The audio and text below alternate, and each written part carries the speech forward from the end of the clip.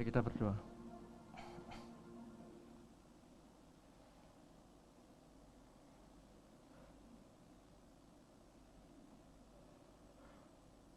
Benar Tuhan, Engkau adalah Allah yang setia, yang tidak pernah meninggalkan kami, yang selalu menyertai kami di setiap musim kehidupan kami. Apapun permasalahan yang kami hadapi, Engkau selalu ada bersama dengan kami, berada di sebelah kami, berada di sisi kami, memberikan kekuatan penghiburan buat kami. Kami bersyukur buat anugerah-Mu yang tidak terkira yang Engkau sudah berikan kepada kami. Khususnya Engkau sudah rela mati, Engkau mengutus Kristus mati bagi kami, bangkit bagi kami. Dan pada hari ini kami memperingati Roh Kudus dicurahkan bagi setiap orang-orang yang percaya kepada Kristus. Biarlah Roh Kudus yang sudah dicurahkan itu boleh membuka hati pikiran kami ketika kami merenungkan kebenaran firman-Mu. Bahwa kami bukan hanya sekedar beribadah Tuhan, bukan hanya sekedar memuji Tuhan, bukan hanya sekedar mendengarkan firman Tuhan, tapi kami boleh mengerti apa yang menjadi kehendak-Mu di dalam hidup kami. Memahami apa yang kami percaya dan melakukannya, khususnya ketika kami berelasi dengan lawan jenis, berelasi dengan pasangan hidup kami. Berbicaralah kepada setiap kami, kiranya Roh Kudus bekerja di tengah-tengah kami, menolong kami memahami, mengalami, dan juga melakukan apa yang menjadi kehendak-Mu dalam hidup kami. Di dalam nama Tuhan Yesus kami mengucap syukur dan berdoa. Amin.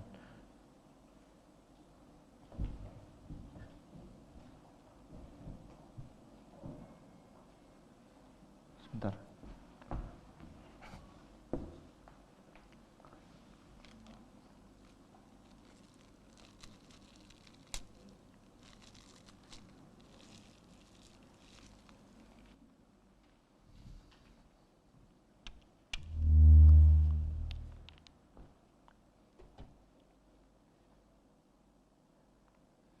Oke, selamat pagi teman-teman. Lesu ketok ya. Selamat pagi. Oke, kita kan hari ini membahas satu tema yang cukup sulit ya. Kalau enggak bisa mengerti ya harap dimaklumi ya. Kita akan bersama-sama membahas satu tema yang berjudul Catholics and Protestants Overlap and Differences, yang artinya selamat hari Pentakosta, Tuhan Yesus memberkati. Bukan ya, kita bisa bicara mengenai perbedaan Protestan dengan Katolik, overlap dan perbedaannya. Kita tidak akan membahas secara detail, tapi kita akan membahas nanti aplikasinya buat relasi gitu ya. Aku tidak akan bahas terlalu detail, nanti diprotes jemaah gitu kan. Oke, kalau aku ya, kenapa jadi saya ya? Kebanyakan di umum soalnya. Kalau aku kasih sebuah gambar ini, kira-kira apa respon kalian dari gambar ini? Gambar ini bicara tentang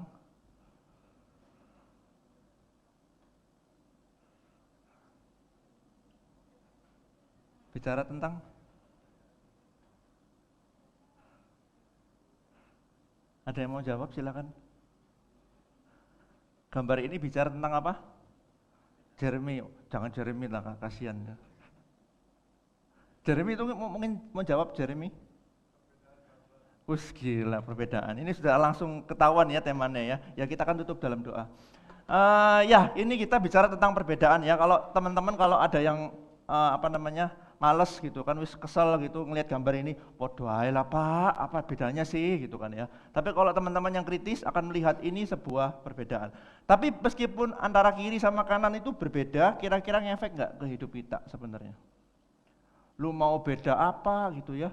Mau burungnya mau ke kiri, mau ke kanan, emang hubungannya apa sama aku gitu kan ya? Mau kiri, mau kanan, mau jungkel, nggak ada hubungannya kan sama kita.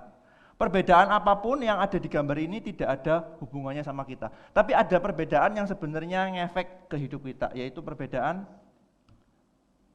kepercayaan atau perbedaan keyakinan. Nah kita kan coba melihat Protestan dengan Katolik itu ada overlap and differences. Kalau bahasa gampangnya adalah mirip gitu kan ya. Mirip itu berarti seperti aku gitu kan ya, mirip sama Hyun Bin gitu kan, katanya jemaat Gloria Nirwana gitu ya, enggak boleh protes ya. Mirip itu berarti ada samanya, tapi ada bedanya kan, itu namanya mirip. Nah, kita akan coba melihat ya beberapa persamaannya apa ya. Tapi sebelumnya aku akan coba overview sedikit tentang sejarah gereja. Ini tidak usah dihafalin, ini hanya overview aja.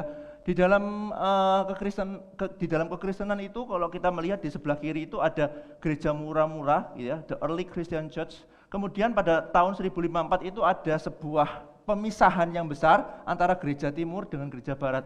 Gereja timur itu yang sini Eastern Orthodox Church sama Roman Catholic Church. Nah, nanti di dalam Eastern Orthodox Church itu kan gereja timur, kalau teman-teman tahu di gereja Ortodoks itu biasanya yang cewek-ceweknya itu biasanya pakai kerudung gitu kan ya. Nah, itu biasanya beberapa seperti itu, tidak semua ya.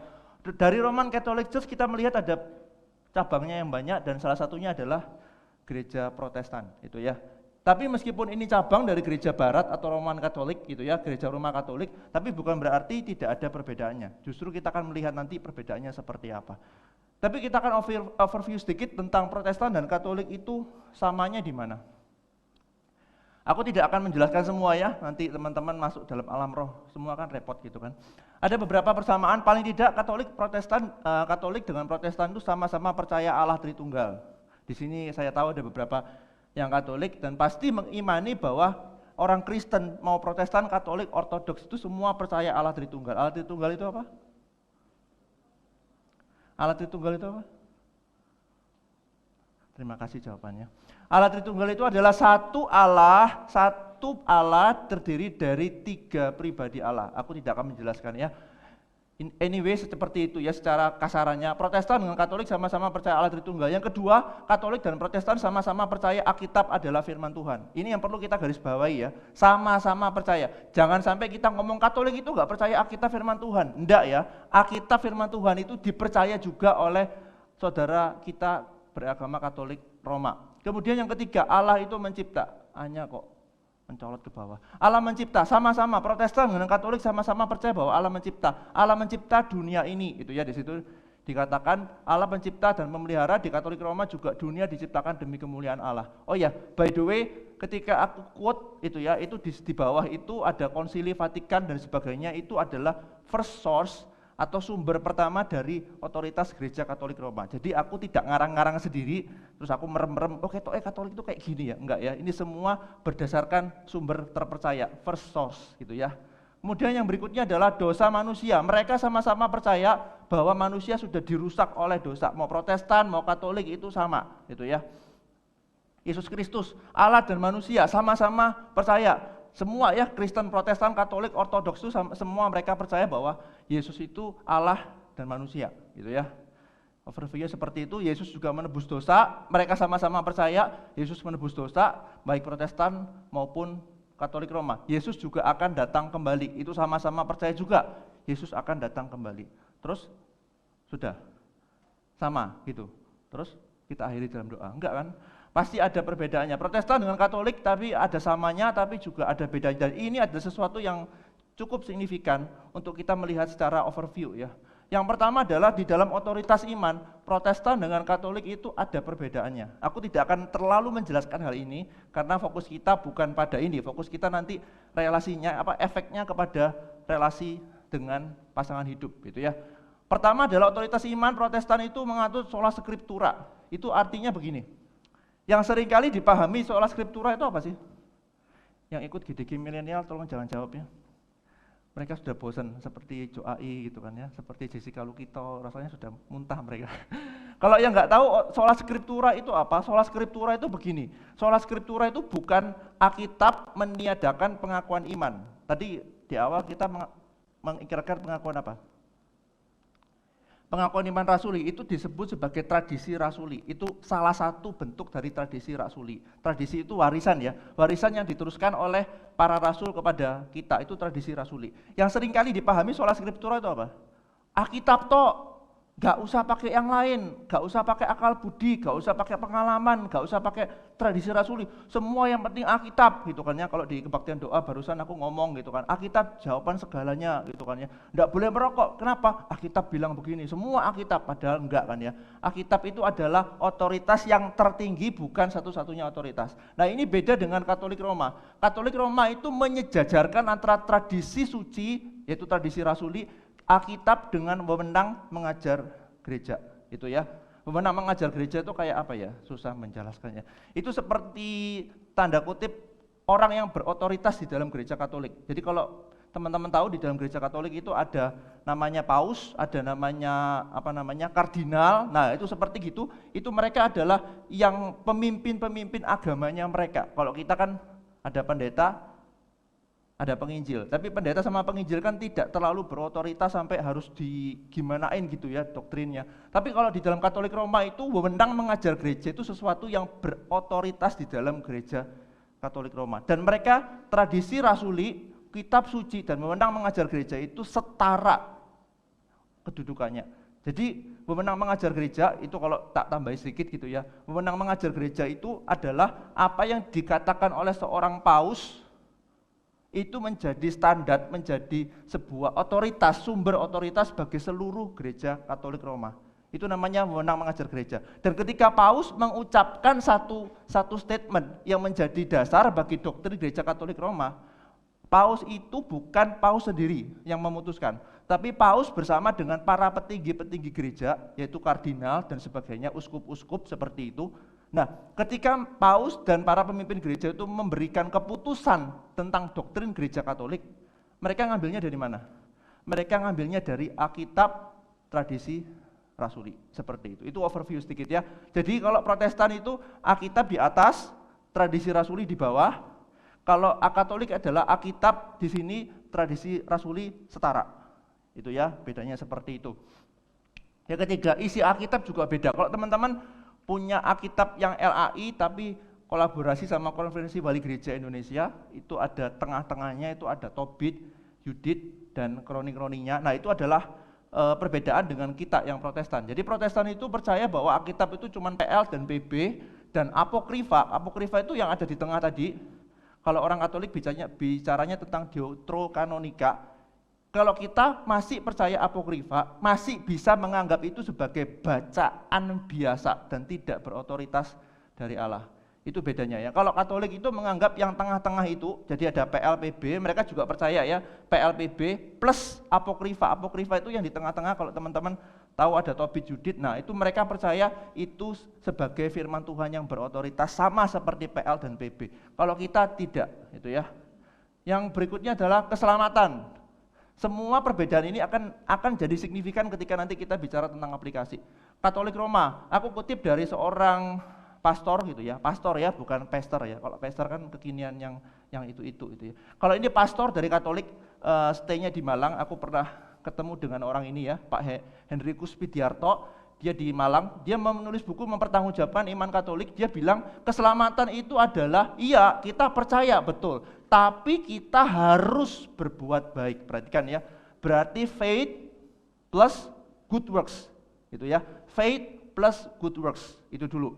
Nah, kalau di dalam Protestan itu biasanya itu mostly itu percaya bahwa kita diselamatkan hanya oleh iman, tidak melalui perbuatan baik, itu ya. Jadi kalau yang sebelumnya adalah faith and good works, Katolik. Kalau Protestan itu only by faith, hanya oleh iman, tapi tidak melalui perbuatan. Nanti akan ngefek ketika kita bahas tentang relasi. Yang keempat, tentang Maria gitu ya. Maria itu disebut sebagai Hawa yang baru, bunda sejati dan sebagainya. Maria merupakan figur gereja, realisasinya yang paling sempurna. Dan ini yang menarik ya, sesudah Maria diangkat ke surga, ia terus-menerus menjadi mediator atau pengantara bagi anak-anaknya. Jadi bagi orang-orang Katolik itu begini, Yesus itu adalah pengantara antara Allah dengan manusia. Tapi antara orang percaya dengan Yesus, pengantaranya siapa? Maria. Itu ya. Jadi Yesus itu adalah pengantara Allah dengan manusia, tapi ada pengantara lagi antara orang percaya dengan Yesus, yaitu Maria. Makanya Maria dianggap sebagai tokoh yang cukup berpengaruh di dalam gereja Katolik Roma. Tapi perlu ditegaskan, orang Katolik tidak pernah menyembah Maria menurut pengakuan iman mereka. Tapi sebenarnya mereka itu tidak menyembah betul, tapi mereka memberikan penghormatan tertinggi di bawah Kristus. Maria itu dianggap dihormati sangat-sangat tinggi, bahkan di bawahnya Kristus. Kalau di dalam teologi Katolik itu ada yang namanya koridemtix. Koridemtix itu artinya yang menebus itu siapa? Yesus. Tapi Maria juga berperan serta. Tapi bukan berarti sama-sama menebus, bukan. Tapi hanya sebagai penyalur. Ya tadi aku bilang kan, antara orang percaya dengan Yesus itu ada pengantaranya. Siapa? Maria, seperti itu. Makanya Maria berfungsi sebagai koridemtix. Sama-sama menebus, tapi bukan berarti Marianya menebus juga sama seperti Kristus, tidak. Tapi dia sebagai penyalur anugerah dari Kristus. Kemudian Maria juga sepenuhnya suci dan sudah dimuliakan. Ini ya. Jadi penghormatannya penghormatan tertinggi buat Maria Ibu Yesus. Tapi Protestan bagaimana? Beda dengan Katolik, Protestan itu menghormati Maria tapi tidak meninggikan. Di situ aku kasih bold ya. Kita menghormati Maria, jangan sampai kita ekstrim gitu ya, nggak menghormati Maria. Maria itu siapa? Nggak ngurus itu. Enggak kan? Kita tetap menghormati Maria tapi tidak meninggikan terlalu berlebihan. Kenapa? Alasannya kenapa? Kalau kita membaca kisah kelahiran Yesus dari Maria, Maria bilang apa? Ketika sudah mendapatkan berita sukacita bahwa Maria akan melahirkan seorang anak namanya Yesus, Maria bilang apa? Jadilah padaku seperti perkataanmu. Dan perhatikan, Maria bilang apa? Aku ini hamba Tuhan. Dia sendiri menganggap dia adalah hamba Allah. Jadi dia sebenarnya dia punya status terhormat. Iya, betul. Tetapi kita tidak menghormati terlalu berlebihan sampai hampir setara dengan Kristus. Tidak. Karena Maria sendiri mengaku dia adalah hamba Tuhan. Yang berikutnya tentang sakramen. Sakramen, bagi yang mau tahu definisi sakramen silakan ikut katekisasi ya. Aku tidak akan terlalu membahas terlalu banyak di sini. Protestan itu hanya mempercaya dua sakramen, yaitu baptisan dan perjamuan kudus. Kita tahu ya di sini ya. Siapa di sini sudah dibaptis? Kowi nggak usah ngangkat Kowi. Itu levelnya sudah level dewa. Kowi. Ada di sini yang sudah dibaptis? Ya itu ya. Ada beberapa yang sudah dibaptis dan kita tahu ada juga perjamuan kudus. Tapi di dalam gereja Katolik Roma itu ada 7 sakramen: pembaptisan, penguatan, ekaristi, pengakuan, urapan orang sakit, tabisan dan perkawinan gitu ya. Itu perbedaan secara overview. Doa kepada orang kudus. Nah ini kalau teman-teman melihat misalnya di gereja Katolik Roma itu ada berdoa kepada santo dan santa. Nah itu, jadi mereka berdoa kepada orang-orang kudus di surga, karena mereka percaya orang yang sudah meninggal, orang Kristen, orang percaya, entah itu bapak-bapak gereja, entah itu orang-orang kudus, mereka yang sudah meninggal itu di surga. Mereka itu sebenarnya ada signifikansinya, gitu ya. Di sini dikatakan mereka itu jadi pengantara orang percaya di hadirat Allah sambil mempersembahkan pahala-pahala yang telah mereka peroleh di dunia melalui Kristus satu-satunya pengantara. Ini semua dari Katekismus Gereja Katolik, ini semua otoritatif ya. Jadi orang kudus, mereka beribadah, mereka mengadakan doa. Kalau teman-teman tahu ada doa arwah, misa arwah dan sebagainya gitu ya. Mereka juga mereka mengadakan seperti itu karena mereka percaya bahwa orang-orang kudus, orang-orang Kristen yang sudah ada di surga, sudah meninggal gitu kan ya, itu menjadi pengantara bagi kita. Tapi orang Protestan atau Reform itu biasanya tidak melakukan itu. Karena apa? Allah dan Kristus itu sang pengantara sudah cukup bagi kita. Dari Second Helvetic Confession itu salah satu pengakuan iman Reform.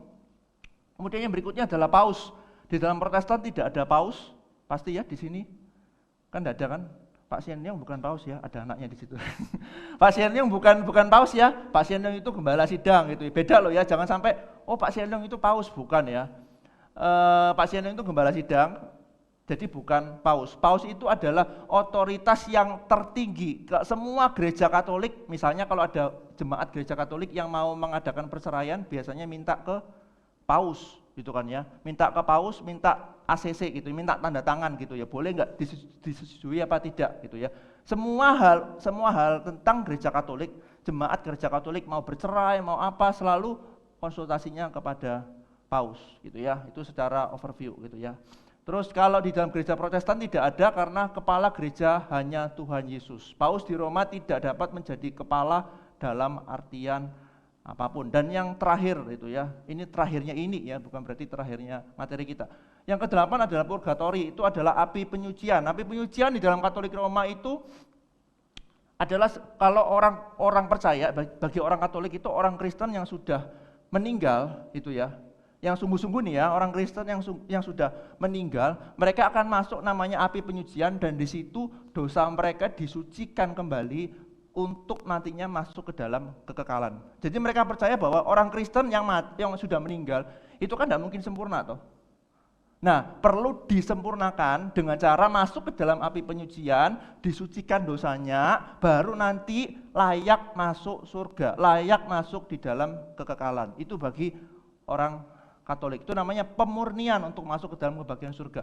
Di dalam Protestan tidak ada gitu ya. Kalau kita sudah percaya kepada Kristus, kita sudah meninggal, kita langsung menghadap Kristus gitu ya. Itu yang disebut sebagai surga dan neraka. Itu bahasa orang awam ya, bahasa kita gitu ya. Aku tidak akan menjelaskan langit dan bumi yang baru, ada intermediate state dan sebagainya nanti kelamaan. Tapi anyway, secara singkat adalah orang percaya kalau sudah meninggal langsung masuk surga, dan yang tidak percaya masuk neraka. Tidak ada api penyucian karena Alkitab tidak pernah menjelaskan hal itu. Aku kutip dari Second Helvetic Confession, api penyucian purgatori bertentangan dengan iman Kristen. Terus hubungannya apa dengan semuanya ini, dengan relasi kita dengan jemaat Katolik? Kemiripan ini mengajar kita beberapa hal ya. Yang pertama, ketika kita berelasi dekat, aku mau kasih klarifikasi dulu. Berelasi dekat itu bisa PDKT, bisa pacaran. Di sini kan belum ada yang menikah kan, selain aku sama Kowi kan, sama penginjil Ivan kan.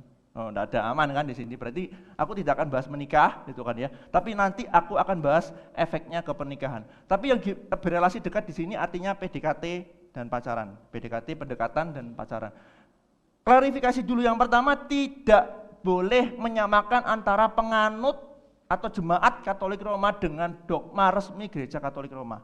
Jadi kalau kita mau PDKT nih ya, semoga di sini ada yang PDKT. Kalau pacaran aku tahu beberapa gitu ya, karena mereka ikut katekisasi sama aku. Tapi kalau beberapa yang masih mau PDKT dengan lawan jenis yang bergereja di Gereja Katolik Roma, ini yang perlu ditekankan. Tidak semua jemaat Gereja Katolik Roma paham betul dogma resminya mereka. Bahkan di sini dikatakan banyak penganut agama Katolik Roma tidak paham. Itu ya, Ron Rhodes di dalam bukunya Reasoning from the Scripture with Catholics, dia mengatakan tidak semua orang Katolik mengetahui dengan tepat apa yang gereja ajarkan. Kenapa? Karena banyak dari mereka ke gereja karena ikut-ikutan, atau bahasanya adalah Katolik cultural, Katolik kultural, atau Katolik secara biasa gitu ya, rutinitas. Pokoknya datang ya wes gitu kan ya, datang misa dan sebagainya ya sudah. Mostly seperti itu. Jadi ketika kita mau mendekati lawan jenis yang Katolik, coba pahami dulu. Jangan langsung pakai framework gitu kan ya. Loh, katanya kok Denny kan beda toh. Ya sudah, pasti dia percaya Maria seperti ini. Dan pasti dia percaya apokrifa seperti ini. Belum tentu. Ada yang tidak, nanti kita akan coba melihat. Karena banyak yang tidak percaya, banyak yang tidak paham apa yang dogma resmi Gereja Katolik ajarkan. Ada berbagai jenis penganut agama Katolik Roma. Yang pertama adalah Katolik ultra tradisional. Itu artinya begini, di dalam Gereja Katolik Roma itu ada dua pengakuan iman yang jadi otoritas mereka, yaitu Konsili Vatikan. Pernah dengar ya? Tidak pernah ya? Konsili Vatikan itu di dalam sejarahnya itu ada dua. Yang pertama Konsili Vatikan yang pertama dengan Konsili Vatikan yang kedua. Konsili Vatikan kedua ada sedikit revisi terhadap Konsili Vatikan pertama. Isinya apa? Silakan tanya Mbak Google ya. Di sini bukan seminar tentang Konsili Vatikan ya, malah gak jelas nanti. Tapi anyway, kenapa aku perlu begini? Aku perlu bilang begini karena ada ultra tradisional. Mereka adalah orang Katolik yang tidak setuju dengan Konsili Vatikan yang kedua. Itu ya. Kalau Katolik tradisional, mereka setuju dengan Konsili Vatikan yang kedua. Itu ya. Ketiga Katolik liberal itu berarti ya liberal gitu. Mau percaya apapun terserah. Pokoknya Alkitab bukan firman Tuhan gitu ya. Mirip yang sedang populer sekarang, Pastor Gondrong ya seperti itulah gitu ya. Progresif gitu kan ya. Terus yang keempat adalah Katolik karismatik, Katolik Injili. Jadi mereka Katolik, mereka jemaat Katolik, tapi mereka misalnya ada yang menekankan bahasa roh, mereka percaya otoritas Alkitab lebih daripada Paus dan sebagainya. Mereka ada seperti. Dan yang kelima ini mungkin yang banyak yang tadi aku bilang, Katolik cultural atau Katolik yang populer gitu kan ya. Pokoknya asal ikut misa, Ditanyain dogmanya apa? Ya enggak tahu ya. Ya tanya sama pastornya lah, tanya sama romonya gitu ya tentang doktrin. Jadi Katolik populer. Apa signifikansinya untuk tema kita? Ya ini tadi kan, beberapa penganut agama Katolik Roma tidak selalu setuju dengan dogma resmi Gereja Katolik Roma. Ron Rhodes mengatakan ada beberapa Katolik Roma yang percaya apa yang diajarkan di dalam Alkitab tentang anugerah dan pembenaran. Jadi ada beberapa yang beda ya. Makanya aku tadi bilang kalau kita mau mendekati lawan jenis yang Katolik, coba diskusi dengan mereka apa yang mereka percaya. Jangan ditodong ya, diskusi. Jangan, kamu percaya paus ya? Kamu percaya apokrifa ya? Ya nanti langsung yang didekati langsung minggat gitu kan ya. Diskusi, ngobrol biasa gitu kan ya. Kalau gini gimana? Kalau misalnya ada ajaran Alkitab yang bertentangan dengan ajaran yang dikatakan oleh paus gimana? Nah itu secara sederhana, secara santai kita diskusi dengan mereka. Nah dari situ kita bisa tahu nih kira-kira apa yang mereka percaya tentang kekristenan, apa yang mereka percaya tentang Gereja Katolik Roma. Sudah, itu klarifikasinya. Kemudian bagaimana kita langsung kepada poin kita yang sangat penting. Berarti dari tadi gak penting ya? Oh enggak ya. Semua tadi yang sudah tetek bengek yang banyak itu sebagai introduction untuk kita masuk ke dalam pembahasan yang penting ini, yaitu tentang relasi kita dengan lawan jenis. Yang pertama, daripada kita bingung gitu kan ya, mau berdekati siapa ya? Siapa yang tak jadikan korban ya buat aku ya? Mendingan tanya, kita dikaruniai menikah apa enggak? Loh benar kan? Semoga di sini nggak ada yang jomblo 50 tahun, oh enggak ada ya, umurnya nggak ada 50 kan. Ada yang sudah lama menjomblo, nggak usah angkat tangan ya. Bagi yang menjomblo sudah lama, tolong ditanya gitu kan ya. Tapi bukan masalah jomblo kelamaan juga. Bagi kita yang misalnya umur 30, terus Tuhan itu menaruh sesuatu ke dalam hati kita, dan kita punya karunia untuk tidak menikah, go ahead, gitu ya. Tidak semua kita dikaruniai untuk menikah, ada yang dikaruniai menikah, ada yang tidak. 1 Korintus 7:7 dikatakan apa? Setiap orang menerima dari Allah karunia yang khas, yang seorang karunia ini, yang lain karunia itu. Konteks Paulus sedang bicara tentang pernikahan. Jadi jangan melulu orang kalau sudah single, masih muda, itu pasti menikah. Kalau nggak menikah, nanti diomongi tetangga. Nggak usah ngurus, tetangga yang julid-julid itu nggak usah ngurus. Diri kita sendiri itu harus digumulkan. Kita punya karunia untuk menikah atau tidak. Kalau tidak, nggak usah dipusingi. Mama papa kita mau ngomong, nih kapan ya nih undangannya gitu, nggak ada gandengannya ya, nih tak cari no ya, nggak usah ngurus. Kalau kita sungguh-sungguh bergumul, kita punya karunia untuk tidak menikah, silakan. Terus gimana caranya? Bagaimana cara kita membedakan karunia, kita punya karunia menikah dengan tidak menikah? Aku ngutip dari Pendeta Yakub Trihandoko, dia dari 1 Korintus 7 ada 3 karakteristik kita punya karunia single. Yang pertama, kita punya panggilan spesifik enggak? Contohnya apa? Kita punya karunia, kita punya panggilan khusus untuk jadi misionaris. Nah, kenapa Paulus tidak menikah? Pernah bayangkan enggak Paulus tidak menikah? Paulus itu misionaris, keliling-keliling. Coba bayangkan dia punya istri, punya anak, anaknya ditaruh di mana coba? Kan Paulus kan pernah bilang, aku mengalami karam kapal, aku disiksa, aku diapain. Coba kalau bayangkan kalau Paulus punya istri, punya anak. Istrinya kan langsung minta cerai kan, kenapa? Di karam kapal, gak telepon, gak apa, gak ngabari, gak kontak. Nah berarti kan ada khusus kan, kalau kita dikaruniai untuk jadi misionaris, go ahead, silakan kita tidak menikah. Tapi jangan cari alasan ya, oh saya dikaruniai, karuniai apa? Karuniai males punya istri, males punya suami, apalagi punya anak, yaitu bukan panggilan, yaitu karena males memang ya. Yang kedua, kita bisa nggak mengendalikan hasrat seksual gitu ya. Kalau cowok biasanya tertarik sama cewek, cewek tertarik sama cowok. Kalau kita nggak punya hasrat itu, bukan berarti LGBT bukan, tapi karena mungkin kita punya karunia-karunia tertentu yang Tuhan siapkan buat kita, yaitu karunia untuk tidak menikah. Dan yang ketiga, punya keyakinan yang kuat apa tidak. Kenapa perlu tak tegaskan ini? Karena jujur, aku dulu satu angkatan di seminari gitu kan ya, ada satu anak cewek gitu kan ya, itu teman-teman satu angkatan gitu kan ya, dari semester awal itu berkobar-kobar karena dia melihat dosen kami itu ada yang tidak menikah. Jadi yang cewek teman kami, teman satu angkatan itu juga berkobar-kobar, saya juga tidak mau menikah. Itu ada 2 orang ya, baru naik angkatan jebret langsung pacaran. Jadi kesimpulannya adalah kalau kita tidak punya keyakinan yang kuat untuk single, jangan terlalu idealis. Jangan melihat, wah itu orangnya suci, tidak menikah, cewek ya. Oh, berarti aku juga mau hidup suci. Aku juga enggak menikah. Aduh, nanti lihat aja semester depan, gandengan. Jadi tolong kalau tidak punya karunia single, jangan merasa krosok-krosoan ya. Kalau krosok-krosoan, silakan segera konsultasi kepada dokter yang terdekat. Karena itu krosok-krosoan. Yang kedua, sudah mengerti tujuan hidup kita enggak? Sebelum kita mengambil tindakan untuk menikah, pacaran dan menikah, kita perlu tujuan hidup loh.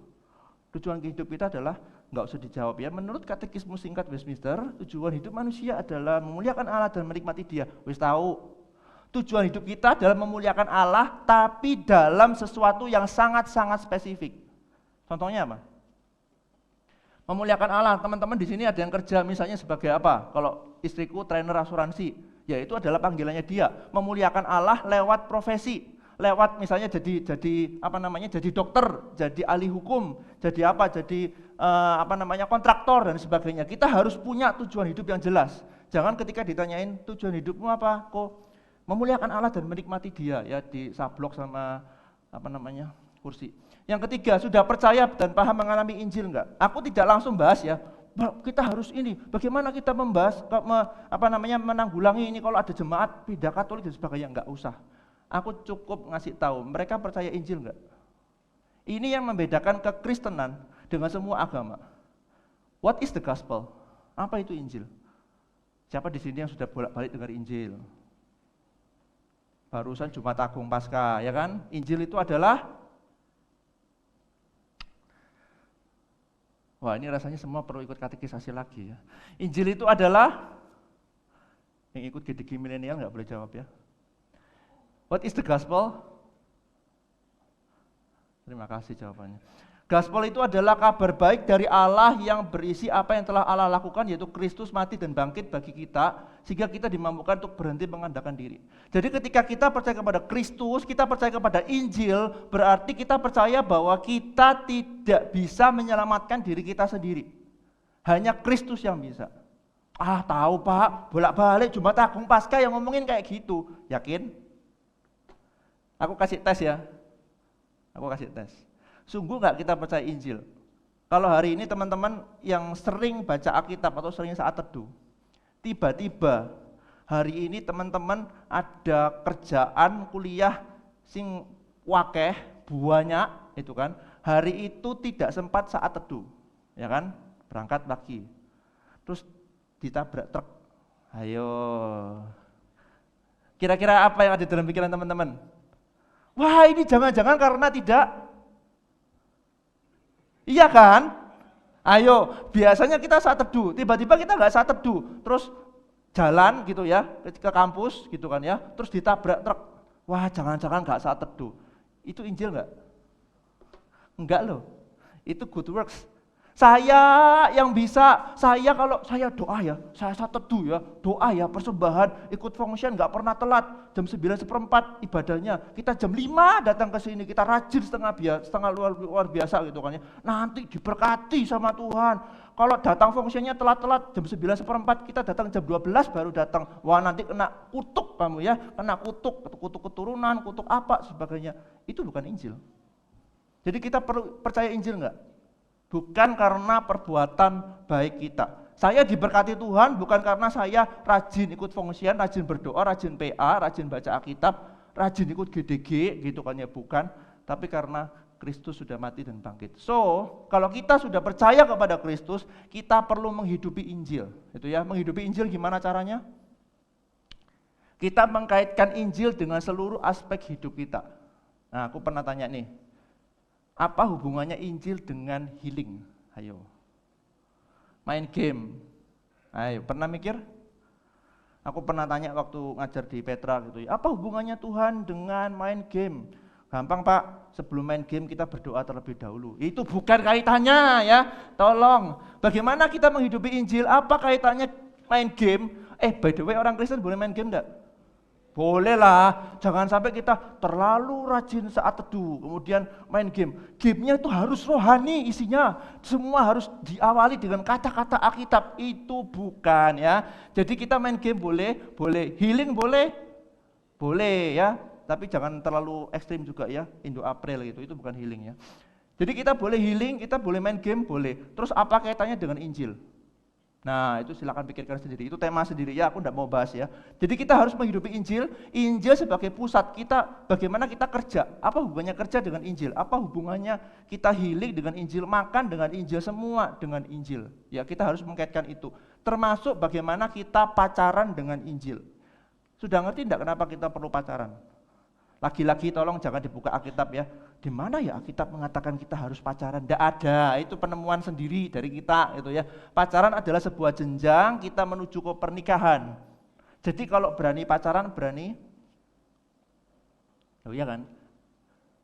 Menuju ke jenjang yang lebih serius. Kalau kita sudah berani pacaran, berarti sudah siap untuk putus. Waduh, astagfirullah.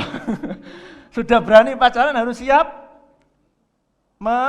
menikah. Kalau belum siap menikah, tolong jangan pacaran dulu. Pacaran boleh lama, boleh, tapi ya jangan 15 tahun, ya itu bukan pacaran, ya itu LDR aja gitu kan ya. Itu ya perlu ditekankan, pacaran tujuannya buat menikah. Kalau belum siap untuk menikah, jangan pacaran ya. Kalau tidak dikaruniai untuk menikah juga jangan cari-cari ya. Nanti Tuhan stres gitu ya. Enggak ya. Kenapa perlu merit? Paling tidak ada dua alasan. Yang pertama, menggenapkan kehendak Tuhan. Di Kejadian 1:28 itu memang jelas. Tuhan memerintahkan kita untuk menikah, tujuannya untuk memenuhi bumi.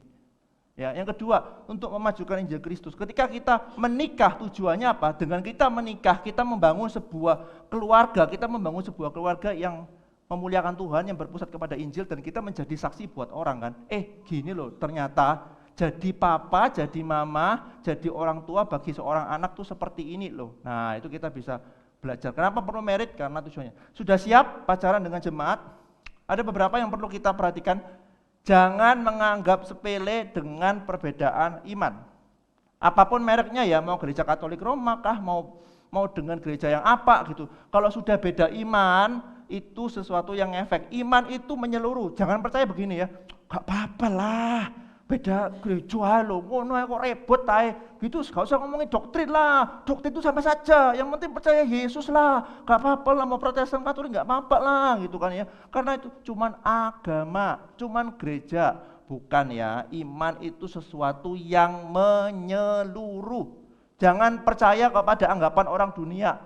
Ini iman, ini dunia. Iman gak ada hubungannya dengan dunia, gitu kan ya. Dunia mau ngapain, itu urusanku. Kerja, apa prinsipnya adalah survival of the fittest, gitu kan ya. Yang bisa bertahan itu yang bisa survive. Kalau nggak bertahan ya sudah. Kalau sudah minggu ikut function, otaknya langsung diputer, ceklik, gitu kan ya. Wah, ini ke gereja, semuanya harus rohani loh. Begitu keluar dari function, wes duniawi kan, setani gitu kan ya.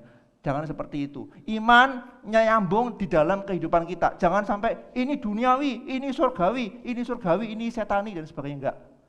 Semua iman itu adalah holistik. Dan perbedaan iman juga sesuatu yang berpengaruh buat kita. Contohnya apa? Gospel center dengan gospel plus good work center. Apa bedanya orang yang berpusat kepada Injil dengan orang yang berpusat pada Injil dan perbuatan baik? Contohnya, ketika kita nolong orang, motivasinya apa?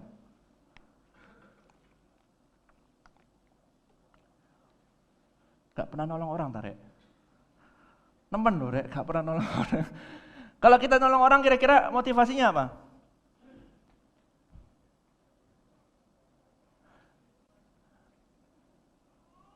Josephine? Gak pernah? Oh, itu mungkin perlu dibaptis ulang sama penginjil Ivan ya. Orang berbuat baik, orang nolong orang, kira-kira alasannya apa? Kalau yang sering kita dengar apa?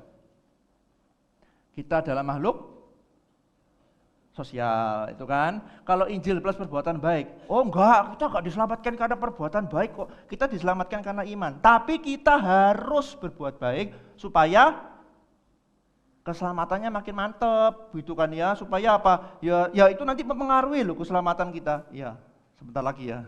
Kalau penginjil Ivan sudah ada sudah pegang kertas sakti itu berarti harus cepat gitu kan ya. Yang pertama berpusat pada Injil itu ya, perbedaan iman itu sangat berpengaruh buat kita. Pada waktu pacaran dan nanti pada waktu menikah pasti juga akan berpengaruh. Dan perbedaan ini semakin berpengaruh ketika nanti mendidik anak. Jangan main-main ya. Contoh apa contoh? Kalau punya anak, tahu ya kalau aku sama istri sudah punya anak umur 5 tahun dan tahu ya beberapa yang tahu. Joai sama Jessica Lukito, anggota GDG saya sudah tahu kan melihat keumekan anakku gitu kan ya. Sebagai orang tua itu ya pasti namanya orang jengkel gitu kan ya. Kalau lagi doa, ada Kevin nyotok ya baru kelihatan. Kalau lagi doa gitu kan anakku tuh aduh bilah gitu kan ya. Orang mau doa gitu, Tuhan Yesus, Ethan mau makan, orang mau tidur mau makan gitu kan. Dibalik sama dia, kalau lagi mau makan dia doanya mau tidur. Terus kalau anak kecil kalau doa pasti tidak akan langsung begini kan. Doa. Enggak, itu beberapa orang ya, tapi sebagian besar kalau anak kecil umur 5 biasanya apa? Pasti ini kan berlagak gitu kan, kayak ondel-ondel gitu, ke sini, ke sana, kemari gitu kan ya. Sebagai orang tua pasti marah, pastilah, enggak ada ceritanya, saya sabar orangnya, hamba Tuhan enggak boleh marah gitu, enggak, namanya orang itu ya pasti marah, tapi bedanya apa? Aku pernah ngomong ini kepada anakku ya, ketika misalnya doanya dia enggak serius, dunia kita ngajarin apa? Orang beragama ngajarin apa coba? Ayo cepetan doa sih gena, kalau enggak nanti Tuhan marah, disamber, gosong kamu nanti, ya kan? Kita sering nonton sinetron kan? Kita begitu berdosa gitu nanti sebelum menjelang wafat gitu, sebelum meninggal gitu kan, langsung disamber, petinya langsung goleng lah, apalah. Kita tuh sudah sudah terpola dengan sinetron Indonesia. Jadi kita ngajarin orang juga gitu, doa sih yang bener loh yo. Gak kamu Tuhan marah, mati kamu nanti, kosong kamu, gitu kan. Terus bedanya apa dengan gospel? Ketika ngomongin gospel, yang pertama kita tekankan bukan supaya nanti Tuhan marah. Yang kita tekankan apa? Because God loves you. Itu bedanya. Bukan berarti setelah itu anakku langsung jadi alim, enggak, ya tetap aja. Tapi paling tidak dari awal kita sudah ngajarin, kalau kita tahu anak nanti kalau kita sudah menikah, sudah punya anak, nanti kalau anak kita sudah berulah, kita ngajarin dia supaya tidak umek, serius dalam berdoa, kita ngajarin seperti itu. Sama seperti misalnya kapan hari juga anakku ngarahi mamanya gitu kan ya, wah umek-umek dan sebagainya, mukul-mukul dan sebagainya, ya aku coba ngomong gitu kan ya, do you love your mom? Kamu sayang sama mamamu enggak? Kalau kamu sayang, sebenarnya kamu tidak akan melakukan hal itu. Itu satu hal yang kita bisa coba tekankan, kita mulai masukkan secara perlahan-lahan kepada anak. Kalau kita sudah berbeda iman, bayangkan tuh coba didik anaknya gimana. Yang satu, ayo cepetan doa, cepetan sing serius doa nih, nanti Tuhan marah, kapok kowe gitu kan ya. Yang satunya, Tuhan Yesus mengasihi kamu. Terus anaknya, enggak sih ngeluh enggak? Kalau anak itu sudah besar, digituin terus, pusing enggak? Coba pikirkan itu. Jadi enggak sesimpel itu kan, oh ya sama, gereja itu sama aja lah, yang penting apa? Orangnya, ya benar, yang penting orangnya, tapi imannya juga penting. Ketika kita nanti kalau sudah dikaruniai anak, kita sudah memutuskan seperti itu, bagaimana sikap kita di dalam mengajar anak. Yang terakhir, yang kita suka yaitu kalau sudah terlanjur pacaran, yang pertama jangan gegabah, ya, jangan langsung, wah tadi kok Denny bilang beda ya, wah ngefek ya ternyata ya, dah kalau gitu mulai hari ini jangan hubungi aku ya, enggak usah ya, jangan langsung putus, jangan gegabah. Tolong jadi orang Kristen yang agak dewasa gitu kan ya. Kalau sudah tahu beda, enggak usah begitu. Yang kedua, coba diskusikan dengan bijak. Relasi selama pacaran, kita pasti berbeda perspektif, berbeda kacamata, berbeda cara pandang. Makanya iman itu bukan sesuatu yang simpel. Kalau kita imannya beda, pasti cara pandang kita beda. Relasi selama pacaran kita juga harus coba didiskusikan bagaimana enaknya ke depannya. Relasi dengan keluarga pacar. Kalau teman-teman pacaran dengan jemaat gereja Katolik, orang tuanya juga Katolik, apalagi Katolik yang kolot gitu kan ya, Katolik yang totok gitu ya bahasanya.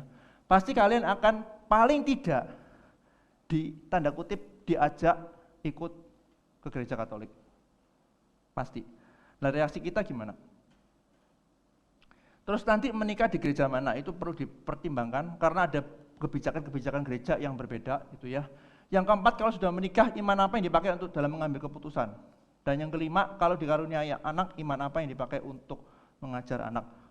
Diskusikan semua hal ini ketika lagi pacaran. Itu ya. Jangan asal pacaran isinya cuman ke kafe. Ya boleh lah, boleh. Bukan berarti kita pacaran isinya apa? Mendiskusikan 5 ini selama 5 tahun gak mari-mari. Nggak usah, jangan lebay gitu ya. Boleh ke kafe, boleh. Cuman di dalam pacaran coba isi sesuatu yang penting dengan mendiskusikan 5 poin ini. Kalau sudah didiskusikan, sudah selesai, maka berani bersikap terhadap hasil diskusi. Yang pertama, kalau memang kita benar-benar clash, benar-benar bahasa orang lamanya bersih tegang gitu kan ya, clash gitu ya. Kalau bahasa emak-emak itu jiong gitu ya, istilahnya nggak bisa, ya jiong bener toh, jiong gitu kan, nggak bisa ngeklik gitulah ya. Ya sudah gitu kan, siap putus, jangan getun. Ingat, aku sekali lagi ngomong, pacaran bukan gampangan. Pacaran itu nanti prepare waktu kita menikah. Kalau kita nggak benar-benar mempertahankan iman, melihat segala sesuatu dari kacamata iman, kita akan amsyong, sungguhan.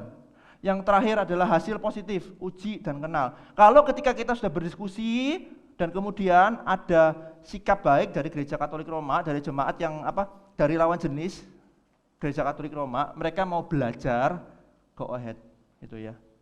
Ada kasus-kasus, aku pernah menjumpai beberapa orang yang awalnya pacaran Kristen dengan Katolik, kemudian mereka saling berkunjung gereja, itu bisa, gitu ya. Yang poin pertama tadi, kita bisa yang cewek kalau gereja Katolik, yang cowok kebalikan ya. Yang Kristen itu yang cewek, yang cowok itu Katolik. Jadi mereka sempat saling hari Minggu ini ke gerejaku ya, ke gereja Katolik ya, nextnya ke gereja Kristen ya. Nah, itu bisa. Tapi sampai kapan? Nah, kita harus memutuskan loh ya. Jangan nggak apa-apa, kita toleransi, sini gereja sini, ke gereja Saksi Yehova juga nggak apa-apa, gereja Mormon juga nggak apa-apa, semua gereja sama aja. Oh, bentuknya gini kok, ya enggak. Meskipun kita bisa ke Katolik, kita bisa ke Kristen, tapi perhatikan sampai berapa lama.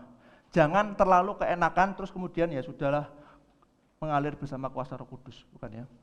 Jadi kita perlu uji, kita perlu jalin relasi, kita perlu kenal seberapa pasangan hidup kita itu sepaham apa mereka Katolik Roma, bagaimana mereka orangnya rendah hati atau tidak, bisa diajak diskusi apa tidak, apakah dia bisa confirm dengan kita, seiman dengan kita di dalam Injil. Nanti setelah itu baru kita bisa melanjutkan ke jenjang berikutnya. Orang yang telah percaya kepada Injil dipanggil Allah untuk menghidupi Injil di dalam kehidupannya, termasuk dalam memilih pasangan hidup. So, pilihlah pasangan yang percaya dan menghidupi Injil supaya kita bisa sama-sama menghidupi Injil dan menjadi saksi Injil bagi orang lain. Sudahkah kita sungguh-sungguh percaya kepada Injil, menghidupi Injil, dan berelasi dengan orang yang sama-sama percaya Injil dan menghidupi Injil? Mari kita berdoa.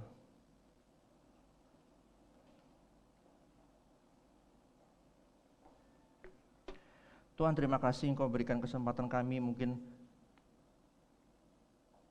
kami mengalami kesulitan di dalam memahami ini. Mungkin ini sesuatu yang bertentangan dengan kebiasaan kami. Mungkin ini bertentangan dengan apa yang biasanya kami pahami. Semua gereja sama, tidak terlalu ngefek dengan kehidupan kami.